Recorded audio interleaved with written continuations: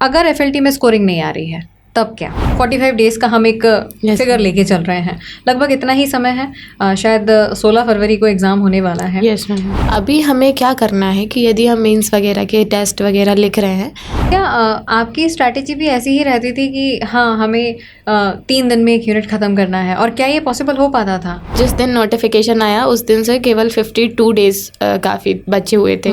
अगर 45 डेज़ या 50 डेज़ की बात करें तब हम किस करंट पे रिलायबल करें? और आजकल हम प्रीलिम्स का ट्रेंड भी देख रहे हैं कि क्वेश्चंस फैक्चुअल नहीं हो रहे हैं, थोड़े सब्जेक्टिव और डीप अंदर से बात पूछी जा रही है। स्पोर्ट्स का एक बहुत बड़ा सेगमेंट आजकल आने लग गया है। Yes ma'am. तो स्पोर्ट्स के लिए क्या स्पीडी सफिशिएंट रहती है, या उसके लिए भी कुछ अब 45 डेज़ में हम क्या कर सकते हैं? हम जब हम क्वेश्चंस लगाते हैं तो उसमें ही हमको काफ़ी कुछ समझ में आ जाता है कि हमें कितनी तैयारी है। अगर आपसे मैं कहूँ कि मोरल ऑफ द स्टोरी बता दीजिए जिससे बच्चे एक तैयार हो जाएं, एग्ज़ाम के लिए तैयार हो जाएं, वो बूस्ट अप भी हो जाएं, तो वो क्या रामबाण आप उन्हें देंगी?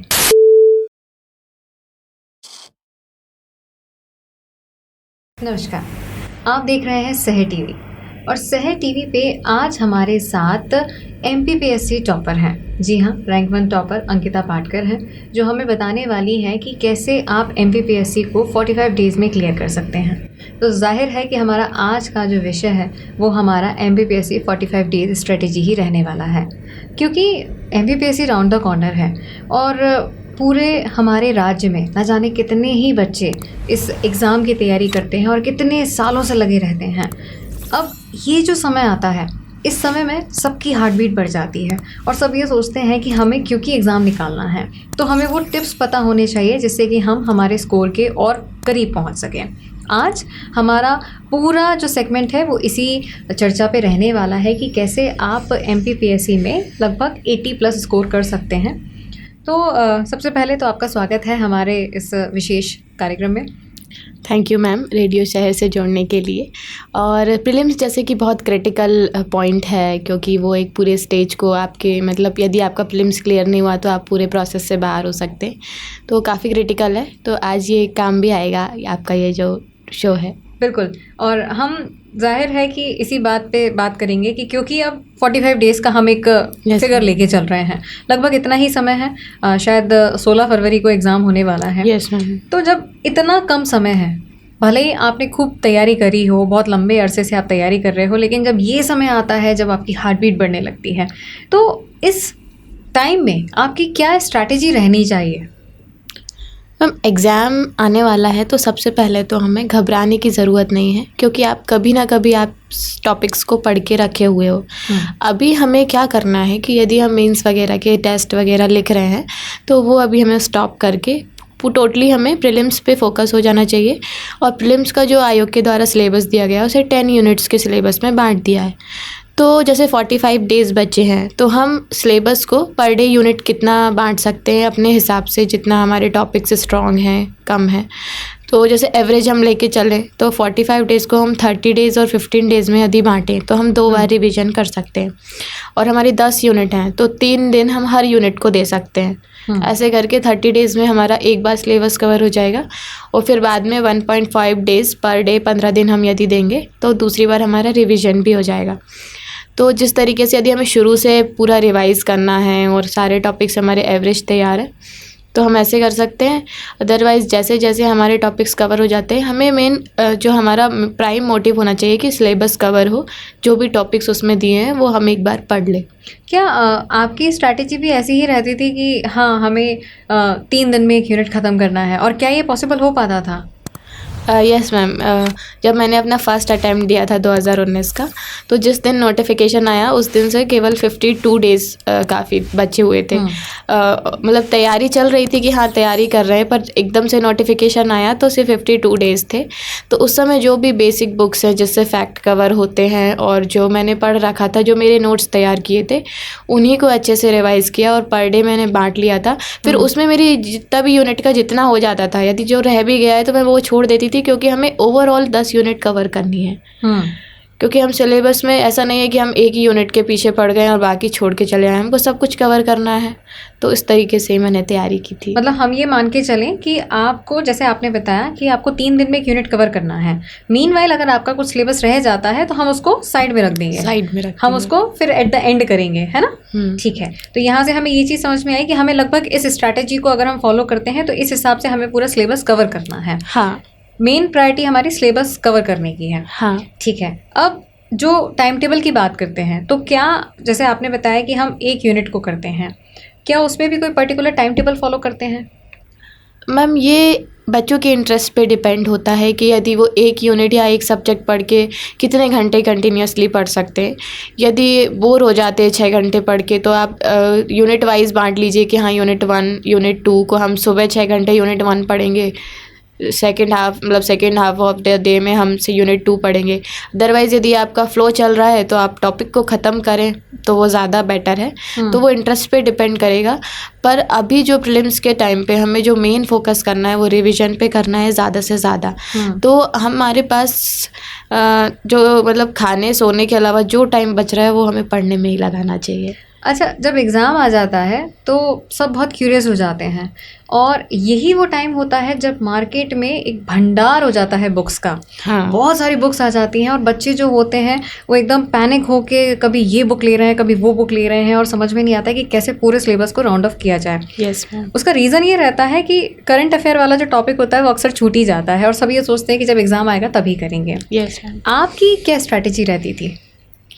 मैम ये जो नए सोर्सेस एकदम से मार्केट में आ जाते हैं बिफोर एग्ज़ाम, तो वो जो करंट अफेयर्स हैं उसके लिए तो हम ले सकते हैं सोर्सेज, परंतु जो हमारे बेसिक सब्जेक्ट्स हैं लाइक हिस्ट्री, पॉलिटी, ज्योग्राफी, जो हमने बेसिक बुक्स से पढ़ा है लाइक लक्ष्मीकांत वगैरह हुई, हिस्ट्री के लिए स्पेक्ट्रम हुई, तो हमें उन्हीं से कवर करना चाहिए। क्योंकि कहीं ना कहीं जो चीज़ हमने पहले से पढ़ रखी है उससे रिविज़न करने में हमको कम टाइम लगता है और हमारा सब्जेक्ट भी अच्छे से तैयार होता है। और आजकल हम प्रीलिम्स का ट्रेंड भी देख रहे हैं कि क्वेश्चंस फैक्चुअल नहीं हो रहे हैं, थोड़े सब्जेक्टिव और डीप अंदर से बात पूछी जा रही है। तो हमें पूरी कहानी उसके पीछे की पता होनी चाहिए। यदि हमारी मेंस की तैयारी है तो प्रीलिम्स हमारा ऑटोमेटिक निकलने लगता है। तो इसलिए मुझे ऐसा लगता है कि डिटेल्ड ही पढ़ना चाहिए, हमें जो एकदम मार्केट सोर्सेज हैं उन पर रिलाई नहीं करना चाहिए। हालांकि करंट हमें हमेशा लेकर चलना चाहिए, न्यूज़पेपर हमेशा पढ़ते रहेंगे तो आपकी प्रीलिम्स, मेंस और इंटरव्यू तीनों की तैयारी साथ चलती रहेगी। करंट का क्योंकि जिक्र हुआ है, तो करंट के लिए आप किस पे रिलायबल थे? मैम बेसिकली मैं न्यूज़पेपर ही पढ़ती थी और जैसे द हिंदू न्यूज़पेपर है तो मैं न्यूज़पेपर नहीं पढ़ पाती थी, तो उसके कई एक्सप्लेनेटरी वीडियोस रहते हैं यूट्यूब पे, तो वो मैं रेगुलरली देखती थी तो ये आपका राउंड द ईयर का रहता होगा। हाँ। लेकिन अगर 45 डेज या 50 डेज की बात करें तब हम किस करंट पे रिलायबल करें? मैम जैसे एमपी के लिए बोले तो एमपी का बजट से काफ़ी क्वेश्चन आते हैं प्रीलिम्स में, तो एमपी की ऑफिशियल साइट से बजट का डाउनलोड कर लेती थी। और जैसे मिनरल्स या फिर जो क्रॉप्स के प्रोडक्शन का पूछा जाता है, कई बार ये करंट के क्वेश्चंस पूछे जाते हैं, तो जो भी हमारे जो पैटर्न है जिन पर करंट पूछा जाता है वो क्वेश्चंस में उन्हीं पे मैं ऑफिशियल साइट से मतलब डाउनलोड कर लेती थी। जैसे इंडियन मिनरल बुक का हो गया, क्रॉप्स का हो गया, बजट में भी काफ़ी कुछ आ जाता है। जो हमारा इकोनॉमिक सर्वे आता है हर साल का इंडिया का और एमपी का, उसमें हमारे काफ़ी प्रोडक्शन और रैंकिंग्स पता चल जाती हैं, तो वहाँ से कवर कर लेती थी। और एक हॉलिस्टिक सोर्स है, स्पीडी की एक बुक आती है, और एमपी के लिए तथ्यवान या एग्जामपीडिया, ये 2 बुक आती हैं। तो ये जो भी चर्चित व्यक्ति, चर्चित निधन जो भी रहे रिसेंटली, या चर्चित अपॉइंटमेंट्स रही, या कुछ एमपी की अचीवमेंट्स रही इंडिया या इंटरनेशनल लेवल पे, हालांकि इन्हीं क्वेश्चन से करंट पूछा जाता है, तो वो चीज़ें वहाँ से कवर हो जाती हैं। और यदि आप रेगुलरली न्यूज़पेपर पढ़ेंगे तो आप कर सकते हैं। स्पोर्ट्स का एक बहुत बड़ा सेगमेंट आजकल आने लग गया है। Yes ma'am. तो स्पोर्ट्स के लिए क्या स्पीडी सफिशिएंट रहती है या उसके लिए भी कुछ अब 45 डेज में हम क्या कर सकते हैं? मैम स्पोर्ट्स के लिए हालांकि न्यूज़पेपर का कंटेंट आता है स्पोर्ट्स वाला पेज, तो वो हमें पढ़ना चाहिए, पर स्पीडी में एक अलग से खेल परिदृश्य करके एक पूरा सेक्शन होता है जिसमें 8-10 पेज में स्पोर्ट्स के ही सारे इवेंट्स दिए रहते हैं। तो उसमें कौन जीता, कौन नहीं जीता, या कौन मतलब विजेता रहा, उप विजेता रहा, हर तरह का उसमें दिया रहता है। हालांकि जो 2024 में क्रिकेट का क्वेश्चन पूछा गया वो काफ़ी डीप था। हाँ, तो उसके लिए तो आपको ऐसा लगता है कि मैच ही देखना पड़ेगा, पर हाँ न्यूज़पेपर से हम कवर कर सकते हैं। और इस तरह के क्वेश्चंस में कट ऑफ सेट भी नहीं करते हैं यदि वो इस तरीके के डीप क्वेश्चंस हैं। तो हमें फोकस यही करना चाहिए कि इजी क्वेश्चंस पे हम ज़्यादा ध्यान दें और जितना हम कवर कर सकते हैं उतना करने की कोशिश करें। ठीक है।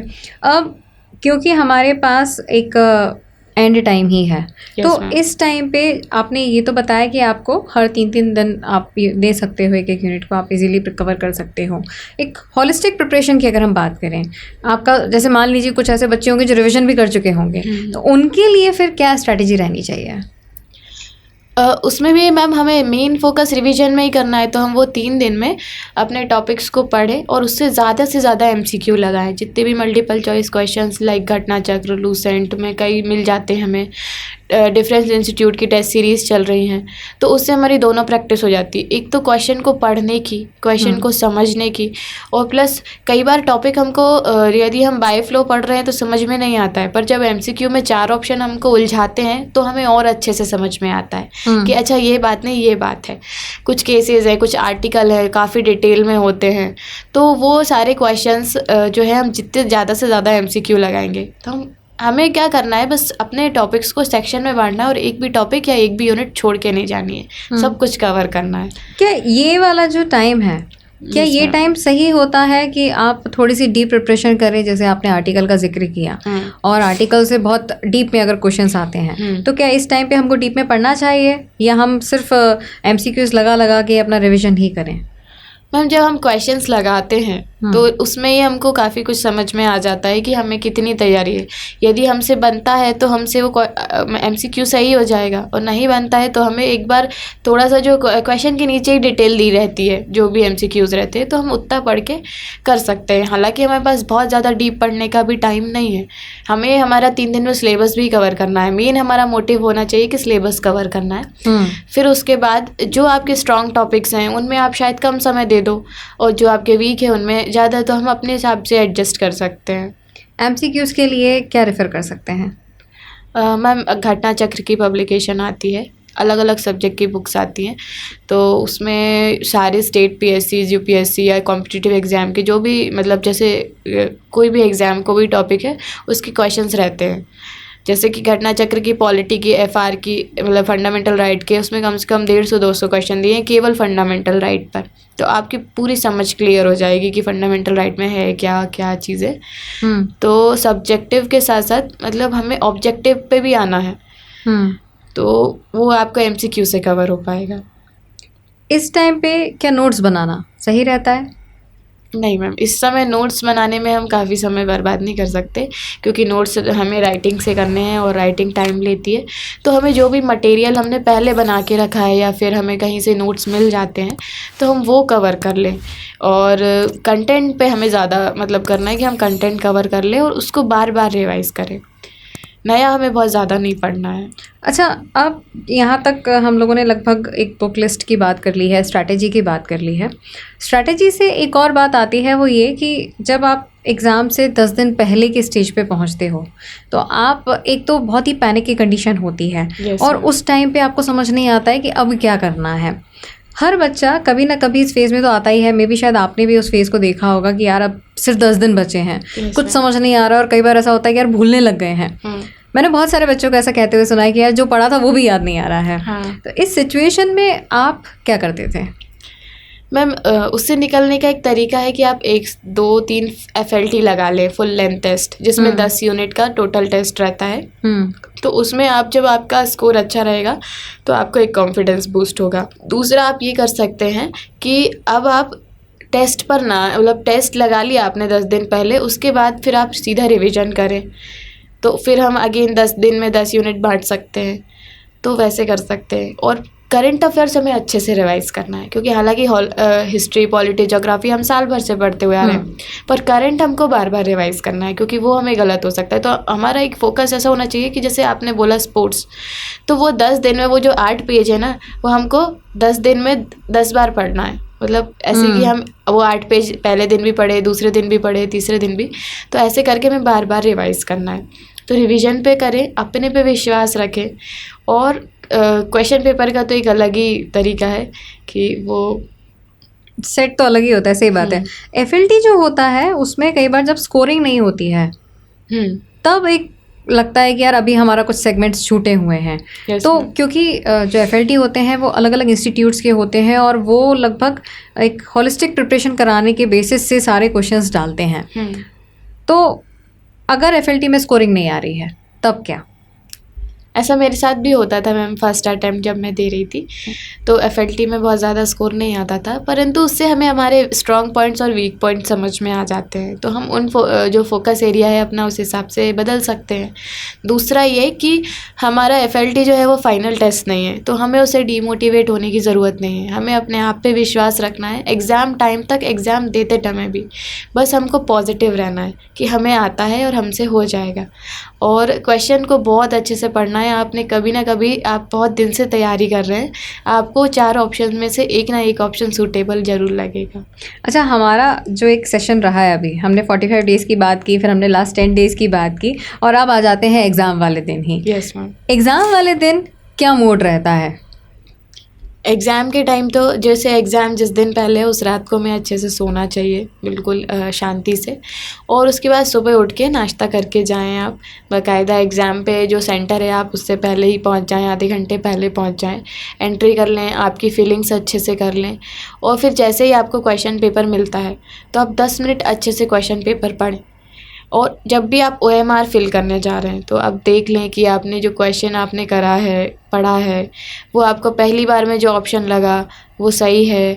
क्योंकि जनरली हम जब पेपर पढ़ते हैं तो हमको पहली नज़र में ऑप्शन समझ में आ जाता है, और उसके बाद फिर हम उस पर रिसर्च करना चाहिए हमको कि वो चीज़ कितनी सही है, कितनी गलत है।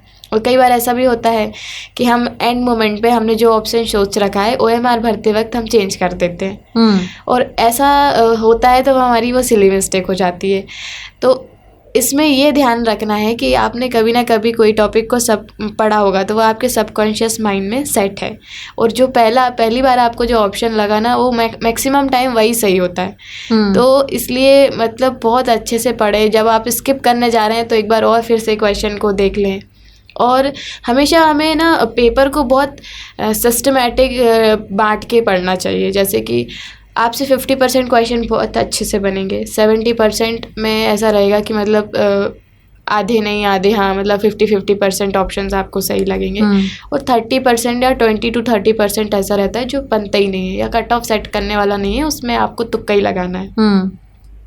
तो हमें कोशिश करनी है कि हम इजी क्वेश्चंस आइडेंटिफाई कर लें और वहाँ पे बिल्कुल भी सिली मिस्टेक ना करें।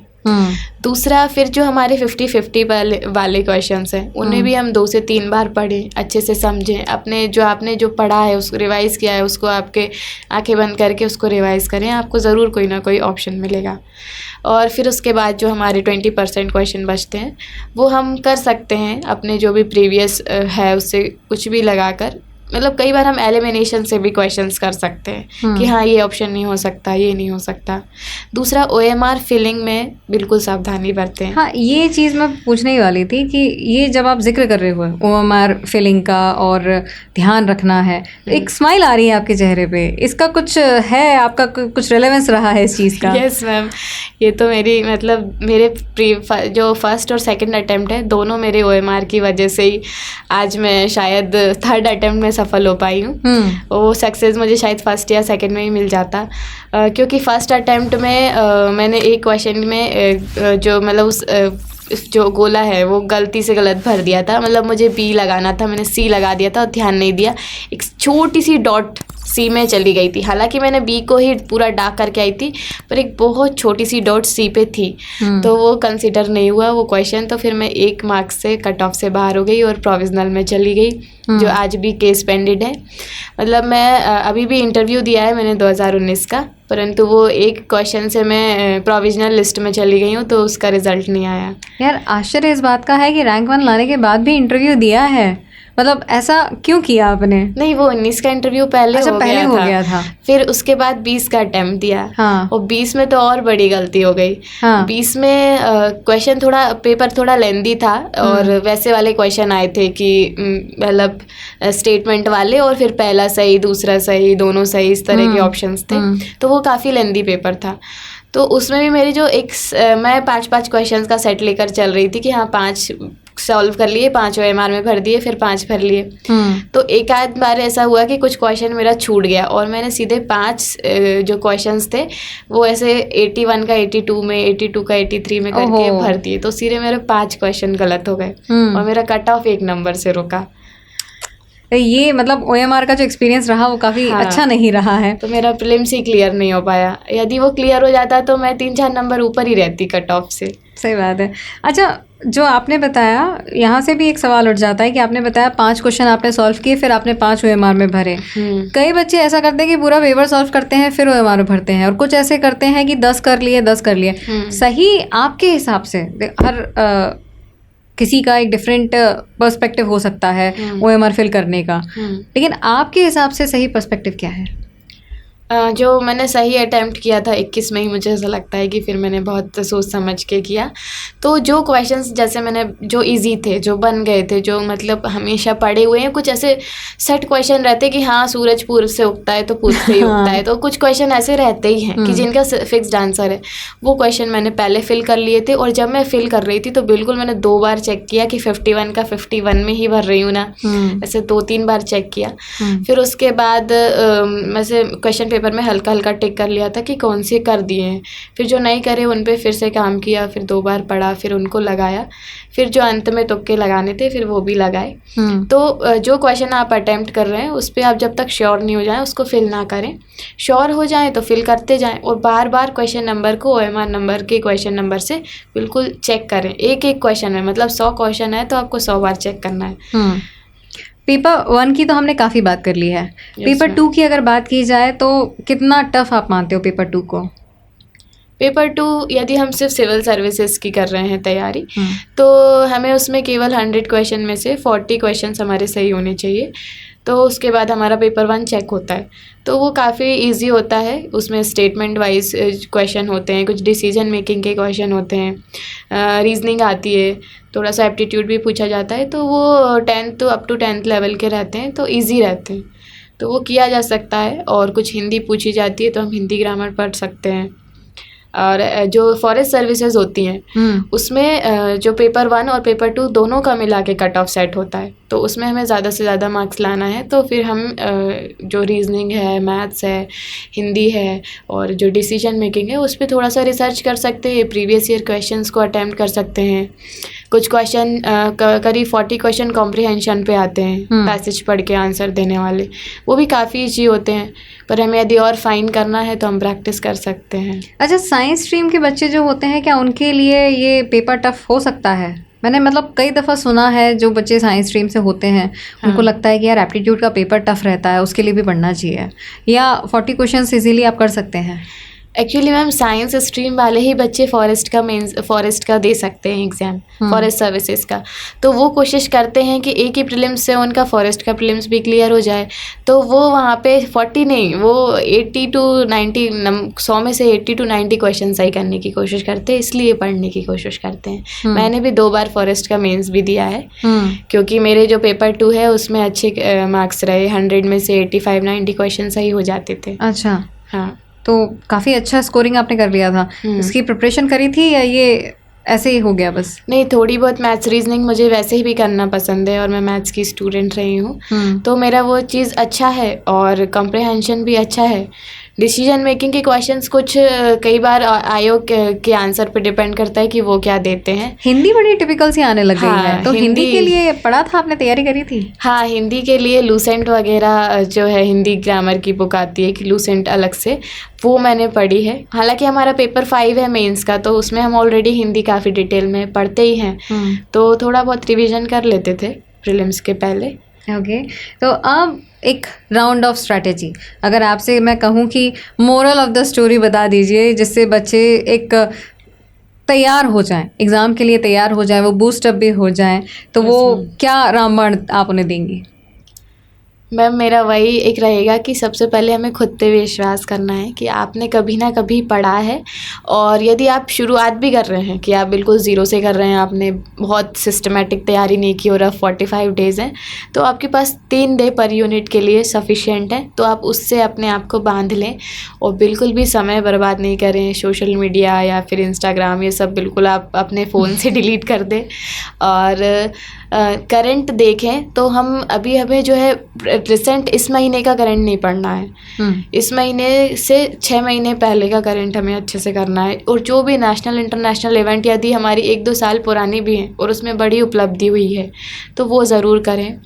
और करंट अफेयर्स के लिए कुछ कुछ हमारे सिलेक्टिव टॉपिक्स हैं, जैसे स्पोर्ट्स अवार्ड्स, जैसे कोई से मतलब पद्मश्री का पूछ ही लेते हैं एमपी में यदि किसी को मिलता है तो।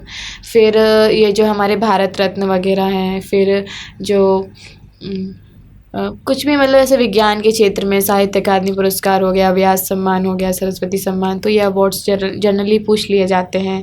फिर स्पोर्ट्स में भी हमारे कुछ अवार्ड दिए जाते हैं, अर्जुन पुरस्कार वगैरह हो गया, तो वो अवार्ड्स हम अच्छे से कवर कर लें। या फिर वो स्पोर्ट प्लेयर तो किस क्षेत्र से हैं, तो हम एकदम डीप में जाके पढ़ें और बार बार रिवाइज़ करें। करंट के लिए तो मैं बार बार यही बोलूँगी कि रिविज़न बहुत ज़रूरी है। और लास्ट में हम ऐसा कर सकते हैं कि हमारे पास टाइम कम बचा है तो जो हमारे पास लूसेंट बुक आती है जो सारे फैक्ट कवर करती है, अंतिम में रामबाण वही है, उसको कवर कर लें और स्पीडी कवर कर लें। एमपीजी के अच्छे से पढ़ें क्योंकि एमपीजी के हमारी यूनिट 2, 4, 5, 6 और 10 5 यूनिट 50% हमारा जो है वो यूनिट मतलब एमपीजी के ही कवर करता है। तो एमपीजी के हमें ज़्यादा से ज़्यादा सोर्सेज से पढ़ना चाहिए। ओके, सो उम्मीद करते हैं कि इस पूरे सेगमेंट में हमने जो इन्फॉर्मेशन कन्वे करने की कोशिश करी है वो इजीली आप तक पहुंची होगी।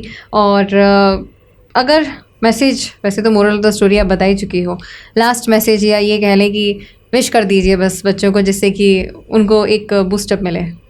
हाँ बिल्कुल, ऑल द बेस्ट सभी को प्रीलिम्स 2025 के लिए। और अपने आप पे विश्वास रखें, आप कर सकते हैं, आपने कभी ना कभी पढ़ा हुआ है। और यदि जो क्वेश्चन डीप आ रहे हैं तो उनसे घबराने की ज़रूरत नहीं है, वो आपका कट ऑफ सेट नहीं कर रहे हैं। हमें कोशिश ये करनी है कि सिली मिस्टेक से हम बचें, तो इसलिए हम बार बार क्वेश्चंस को पढ़ें। और एक दूसरी टिप और देनी थी मुझे, OMR फिलिंग का मैंने बता दिया है। आप पेन भी बड़े अच्छे से चुने जिसकी पॉइंटेड निब हो और जब आप जो बिल्कुल भी वो इंक ना फैलाता हो, क्योंकि गलती से यदि आपकी एक छोटी सी भी डॉट बी ऑप्शन भरना है और सी में यदि छोटी सी भी डॉट इंक फैलने से यदि रखा गई तो वो आपका जो है OMR में कंसीडर नहीं होता, फिर वो क्वेश्चन काउंट नहीं होगा। तो बहुत सावधानी से और सफाई से OMR भरें। और ब्लैक बॉल पेन यूज़ होता है हमारे MPPSC में, तो वही लेकर जाएं। और ऑल द बेस्ट, तैयारी करें और ज़्यादा से ज़्यादा क्वेश्चन लगाएं और अपने आप का जो कंटेंट है उसको बार बार रिवाइज़ करें। Well Ankita, thank you so much. आपने बहुत प्रिसाइसली और बहुत अच्छे से इन्फॉर्मेशन सारी कन्वे की है। और हमारे जितने भी कैंडिडेट्स हैं जो इस समय प्रिपरेशन कर रहे हैं, ऑब्वियसली उनके लिए इस छोटे से सेगमेंट में हमने पूरी इन्फॉर्मेशन कवर करने की कोशिश की है, क्योंकि एग्ज़ाम बहुत पास में है और हम नहीं चाहते हैं कि आप ज़्यादा अपना टाइम स्पेंड करें। तो हमने बहुत प्रिसाइसली सारी इन्फॉर्मेशन कवर करने की कोशिश की है। उम्मीद करते हैं कि ये जानकारी आपके लिए यूज़फुल रही होगी। Ankita, thanks for coming. Thank you ma'am for inviting me. Thank you. और अब आज के हमारे सेगमेंट में इतना ही। हमारी फिर मुलाकात होगी किसी ऐसे ही अच्छे सेगमेंट में। तब तक के लिए दीजिए इजाज़त। नमस्कार।